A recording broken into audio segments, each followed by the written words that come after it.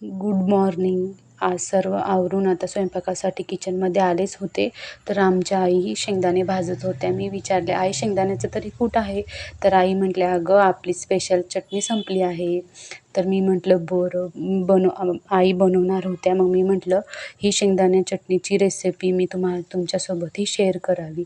ही आमची स्पेशल सोलापुरी शेंगदाण्याची चटणी आहे. ही चटणी इतकी स्वादिष्ट बनते ना, आणि थोड्याफारच साहित्यामध्ये आणि दररोज जेवणाच्या ताटामध्ये आमच्या घरी तर ही चटणी हवी असते. त्यासाठी आई आमच्या अगोदर जिरे वाटून घेतात आणि असे शेंगदाणे मस्त खरपूस भाजून ते शेंगदाणे मिक्सरमध्ये न वाटता ते दगडी मिक्सरमध्ये न वाटता उखळामध्ये दगडाच्या पारीनेच चटणी वाटतात. आणि ही चटणी अशीच खूप पारीने वाटल्यानंतरच स्वादिष्ट पण लागते आणि ती हेल्दी पण असते खरं. आणि त्यासाठी त्या खूप मेहनतही करतात.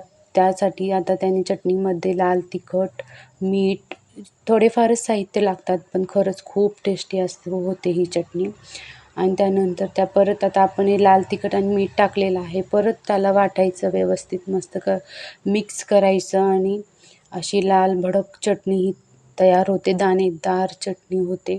उखळामध्ये मिक्सरमध्ये वाटल्यानंतर त्याची एकदम बारीकच बुकटी होऊन जाते, पण अशी उखळामध्ये वाटल्यानंतर दाणेदार अशी चटणी होते. आता हे लसूण सगळ्यात शेवटी टाकायचं आणि भरपूर लसूण टाकायचं. भरपूर लसूण टाकल्यानंतरच चटणीला असा स्वाद येतो ना, की मस्त खमंग.